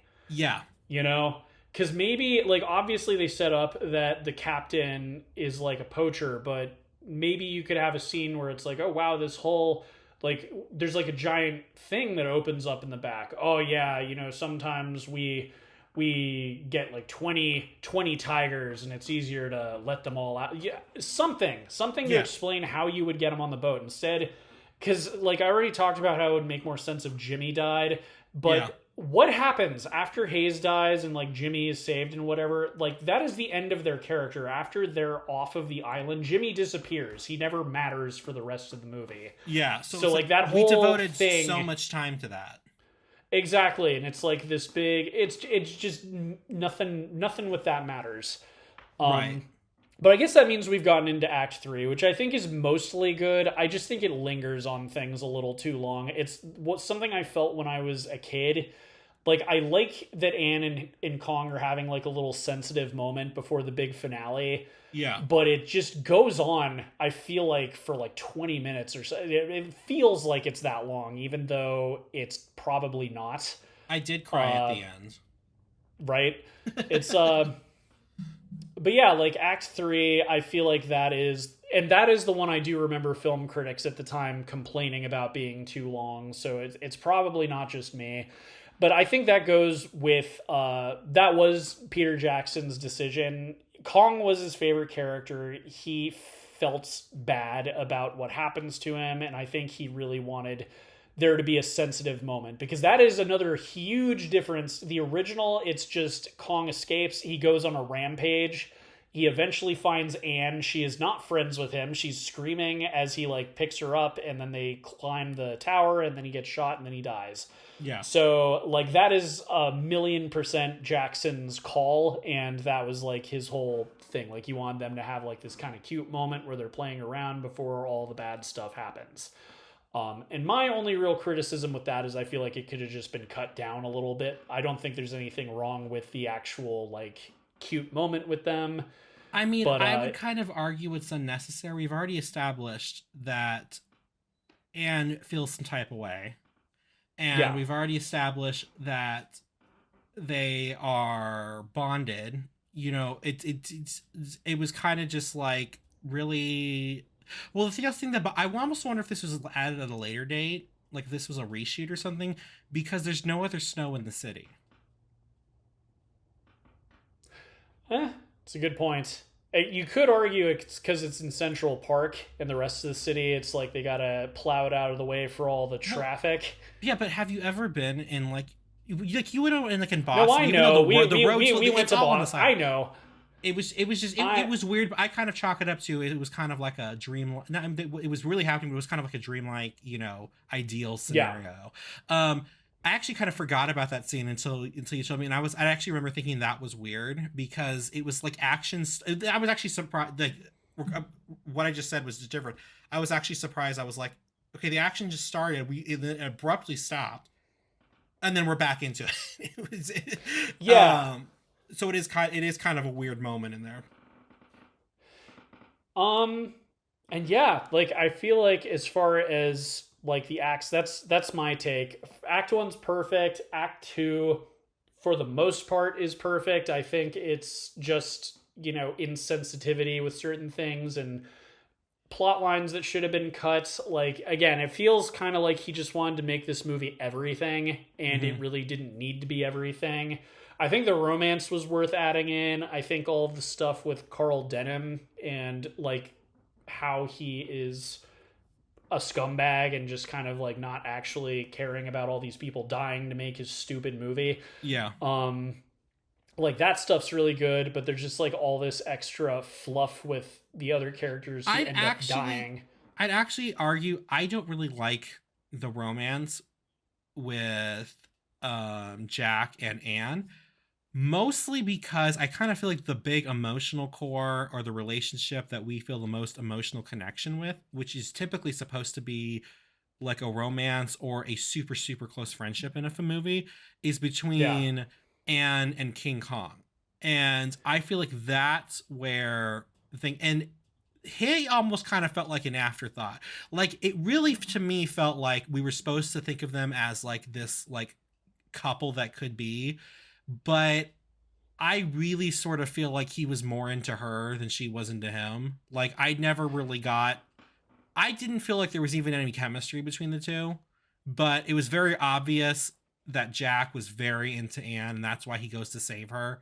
But it's kind of a good point, because she doesn't really reach out to him after everything. The most we get is at the very end, she hugs him on the building. Like, that's about it. The reaction, or like the what it feels like to me, it feels like he was trying to, and by he I mean Peter Jackson, it was like almost like a love triangle, because it's like he loves her, and Kong loves her, and she seems to care a little bit more about Kong. And Kong hates Jack. That's like another thing that's like very much just in this movie. Like that was kind of funny how this it tiny makes little sense. speck of a man. It's true, but he took her away from him, so I totally get that. It's just funny. It's like, how do you know? Like the one that's really cracks me up is when he's in the car, because it's like, wow, Kong can tell who's driving the car. Like, I love that he squints his eyes. That was so good. But I really do think that the beginning really did kind of set up more why Anne is so sympathetic towards Kong. Yeah. And I thought that was really well done. My thing is I get there were just some iconic sequences in the original. Since you wanted to add the whole beginning on, and the character stories and all these extra characters, you needed to cut some of the sequences from the middle. That is like, I think I have two main complaints about the movie. The middle is too long, which I get why it's long, because that was the bulk of the original movie. But then you added like a whole extra movie's worth of stuff in there. So then it was like you needed to cut some of that. That's just my thing. And the other thing that I had an issue with is I could tell he was really trying to go and kind of make this a very prestigious sort of epic film. And it's very ham-fisted in a lot of parts. Like, the two main examples I can think of, well, there's three main examples I can think of, is the Jack being the writer that's in the cage. Oh my god, we get it. He's stuck in the steel. That symbolism was over the top. The Heart of Darkness monologue. Oh man, that was so on the nose. Like the fact that you were literally telling us in your movie that unlike the original, this isn't an adventure story. This is a tragedy. Like that was really on the nose. And then the final line of the film, I don't know, was that in the original? The final line? Oh yeah, it's like the most famous line in the movie. For some reason, it just felt, maybe because everything else just felt so ham-fisted, that kind of just felt like cheese on top of cheese. There's no cutting that line, baby. It's got to be in the movie. It's in all the movies. I'm pretty sure it's in the 76 one. It's like, it's, as I said, it's like the line from the movie. It's what is said right before the credits roll. Carl Denham says it in the original as well. It's like the final line. It's just such so yeah, okay, so I'm totally fine with that now that I know this in the whole thing, but like there was just several sequences, and like I told you about, I'm like, the symbolism and the stuff you're going for, I get what you're doing, but it didn't feel natural, it felt very ham-fisted, and I get what he was going for. He, like you said, he wanted this to be everything. I could tell he wanted this to be a prestigious epic, kind of maybe elevate the status of what his favorite movie is, so I totally get it. It's just because he did it in such an obvious way, it was a bit much for me. Well, speaking of cutting stuff out, so I had T do a little bit of homework before we recorded this. So right, you had watched me watch the spider pit sequence from the original. The spider pit sequence. So the original King Kong has one of the most famous deleted scenes in cinema. It's like up there with the jitterbug sequence from Wizard of Oz. I could think of a bunch more earlier. The original ending to Gone with the Wind. There you go. So it is.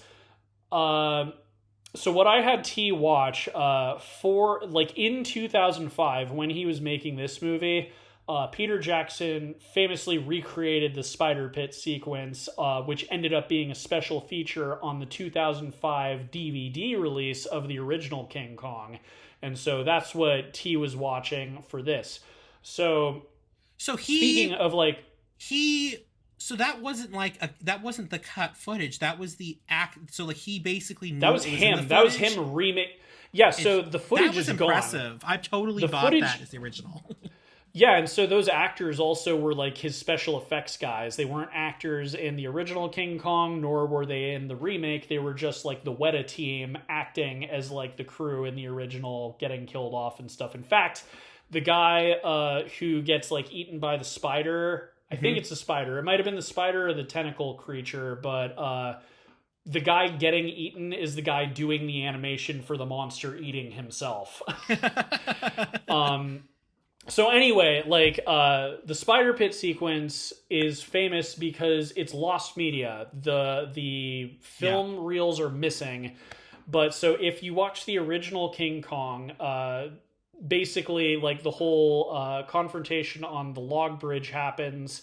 He flips the log bridge over, and all the people just fall to their death. Yeah. Which makes sense because it's a long fall, but Jack is like the only one that survives. And then, Kong is like kind of reaching under trying to get at him while there's like some freaky lizard monster climbing up a vine.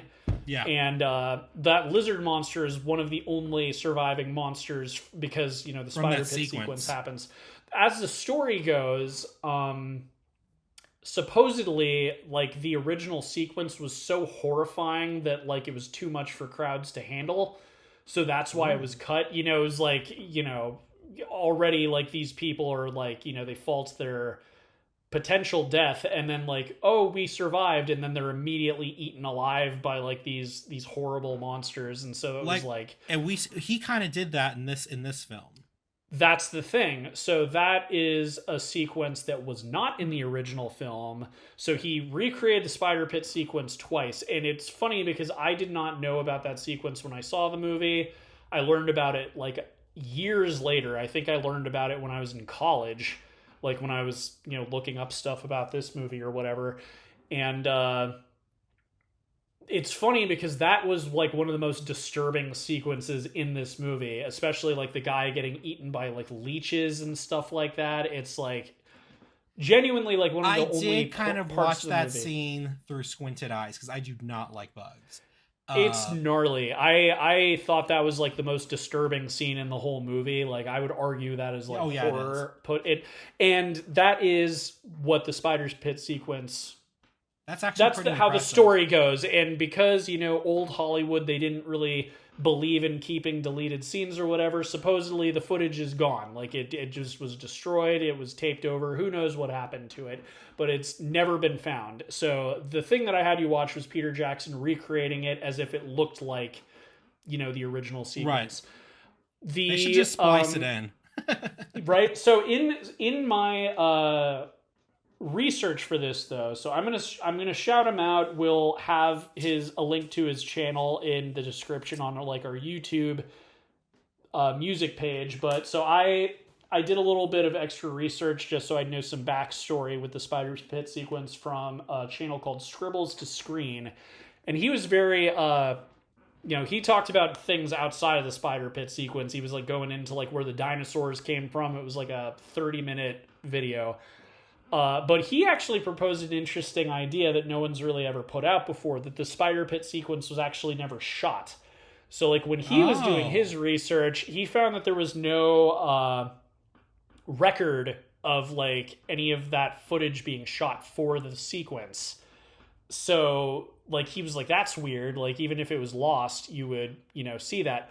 Also, he never found any evidence from people saying that there was no reporting of like test audiences saying they were horrified by the spider pit sequence. What we do have a record of is the director of the original King Kong claiming that's what happened. And he was a massive bullshit artist. He was almost like a Carl Denham in real life. Because he said all sorts of things about the movie, like that he came up with the idea for the end sequence when like he was looking up at the Empire State Building and he saw a biplane flying by and he's like, oh, that's how the movie should end. And it's like, that's not true. So Scribbles to Screen, like I said, we'll link his video in the description, but he goes into detail on why he thinks that what we have seen, the stills from the spider pit sequence, were actually just tests, like, mock-ups for like what was going to be shot, but they actually never shot the footage. And it's a pretty compelling argument because it is weird that there's no like evidence of, people seeing it, and there's no evidence of even, like dailies of it being shot or, anything being logged about that. So that's the reason I had you watch it, because like that sequence, it was actually pretty interesting. Frankly, I liked it. It's like if they were going to cut out any of the others, like the dinosaur stampede or something, I'd be more okay with that than that, because it was so harrowing, and it's like the last of the crew that die off, right? Because like at that point, like everyone else has like gone back to the ship, and it's just do we Jack. even have enough people to row the boat at that point? Yeah, exactly, right? So it's just it's a great like low point for the movie, it's because at that point like it's the all is lost moment. Yeah, and I feel like it was that in the original, even if it was just all the rest of the crew just dying, falling off the log or whatever. But going into it, like we're gonna wrap it up. Don't worry, this won't be a 3-hour episode. But I thought it would be worth talking about going into. So Kong was Peter Jackson's favorite character. One thing he did innovate with this movie is this was the first time an actor played Kong. So okay. So I'm surprised. Oh, okay. You didn't notice me say Andy Serkis played Kong when I was listing off the cast? No. Well, you know, when you did that, I'm thinking maybe he did the animal sounds or something. I wasn't necessarily thinking that there was somebody, you know, doing that. So we are super used to motion capture today. Yeah. You know, after like Lord of the Rings was the thing that really showed its potential with Gollum. And then, you know, people like James Cameron really ran with it with Avatar. And, you know, it's gone on to be like a very, very useful tool in cinema. But Peter Jackson arguably was like the one that pioneered it in Lord of the Rings with Gollum. And so going into this film, he already had a working relationship with Andy Serkis. And Andy Serkis already had probably more experience than anyone else in the industry with motion capture. Right. And because Peter Jackson really felt like Kong was the heart and soul of the original film, and he, like, you know, before it was always just robots or animatronics or stop motion, it's like this time we can actually make Kong a character. So Andy Serkis is Kong. Like, anytime he's moving around, making a facial expression, any of that, it is Gollum from Lord of the Rings, Andy Serkis. Like, and he talked to zoologists, he talked to, like, you know, motion, like body language expert. Like, he studied gorillas intently for this role.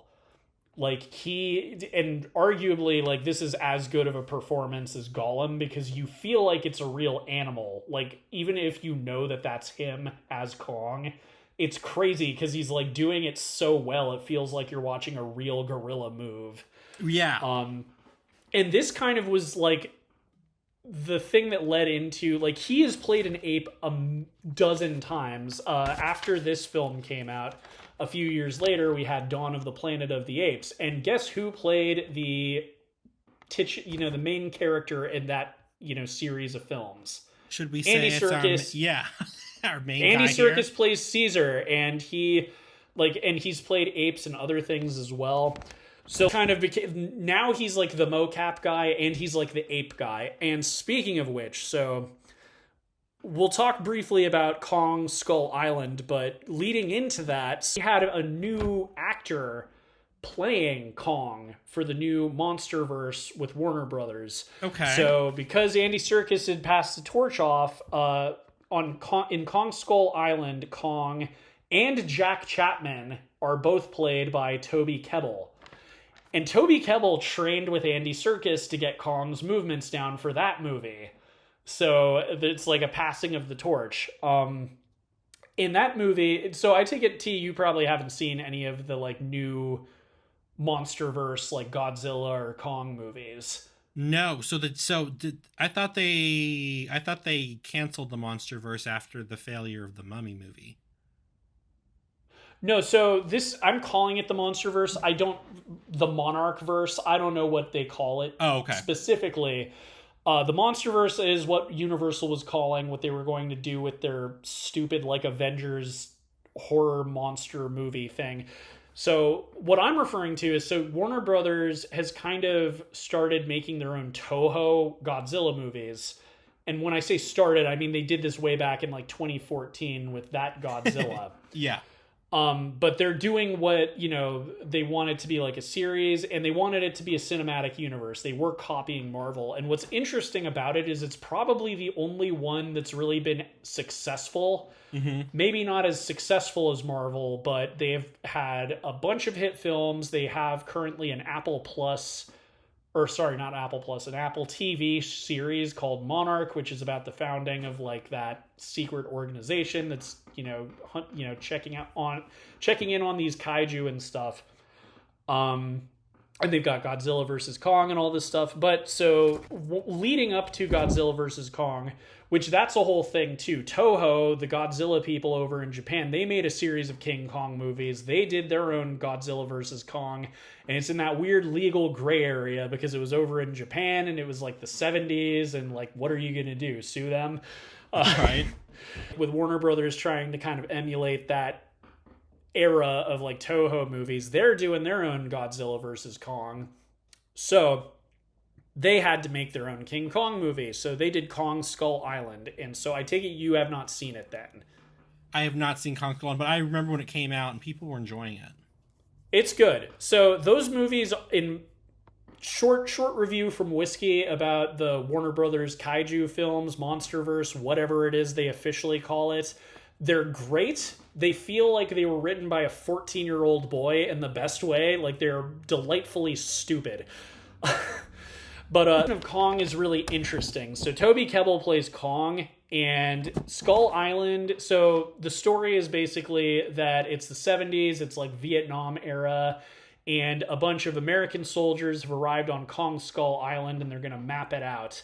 And as they're like dropping these seismic bombs to like map out the island, they're attacked by Kong, and they're stranded, and they got to regroup and survive and get off the island.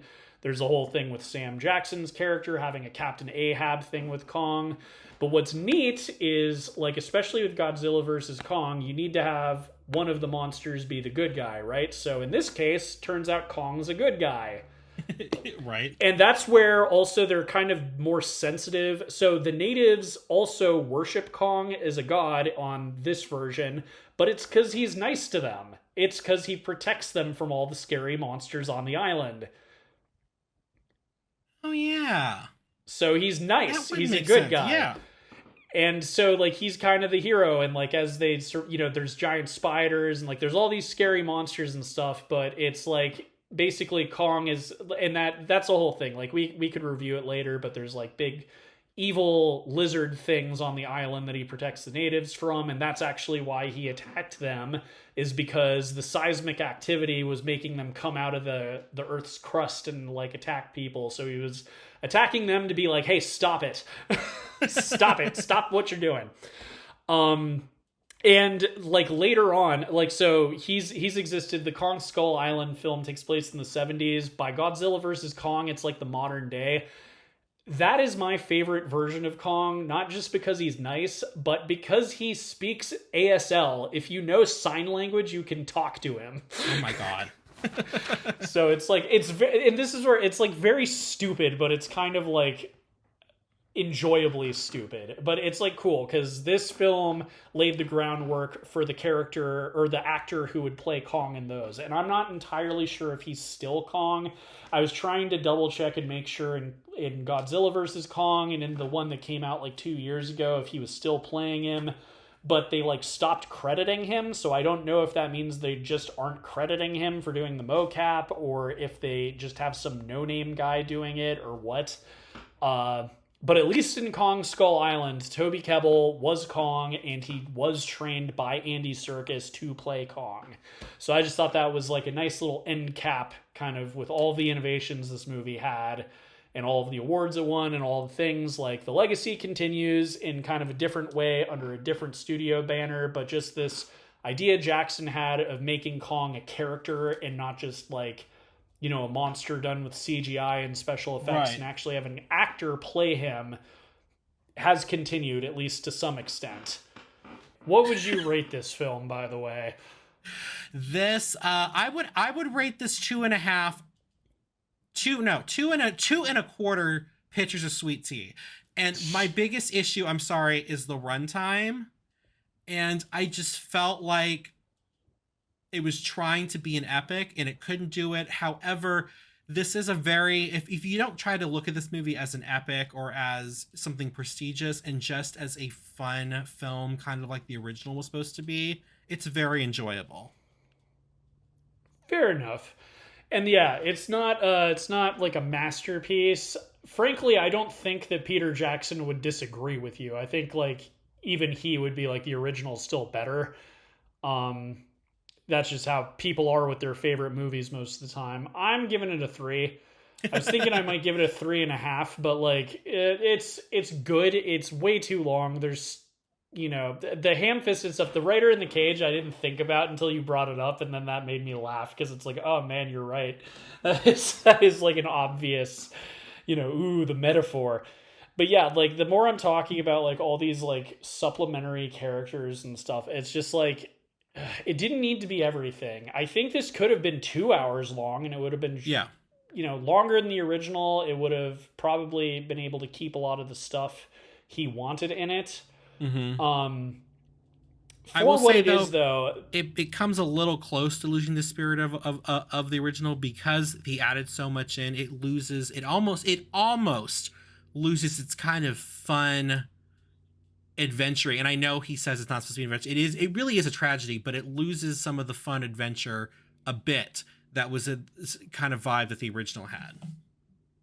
A bit. I think it at least has the horror elements because it is. It definitely. Frankly, in a way, this film kind of reminds me. It's fitting that Universal is the one that put it out because it reminds me a lot of Jurassic Park. But I'd rather be stuck like in Jurassic Park than I would on this island because they at least have toilets and a snack bar. And also, at least it's only dinosaurs. It's right. like there's not giant insects and leeches and spiders and bats. Like everything is giant and everything is like murderous. It's just it's a terrifying place to be. I feel like I could deal with everything except the bugs. Yeah, frankly, I mean, hell, let the raptors at me, man. Like that centipede that's like, oh my god, and like it touches her face. Oh, that was weird. I was so uncomfortable. But yeah, so it's a little much. It kind of goes without saying that that's why. Like he did it because he really wanted this to be better than the original, but it just kind of made it too much. You can't always have your cake and eat it too. But what do you think? If you're listening to this on YouTube Music, you can actually leave us a comment. Do you think we're being too harsh? Is it your favorite film of all time? Are you Peter Jackson? Let us know. And if this is your first time listening to us on any other platform, Apple Music, Spotify, etc., we have a whole backlog of episodes. We've been doing this quite a while. So definitely check those out. We'll be back again very soon with another really good remake. But until then, I've been Whiskey. I've been Sweet Tea. Keeping it Kino. And suck it, Scorsese. See you next time, monkeys. Oh my god, bye y'all.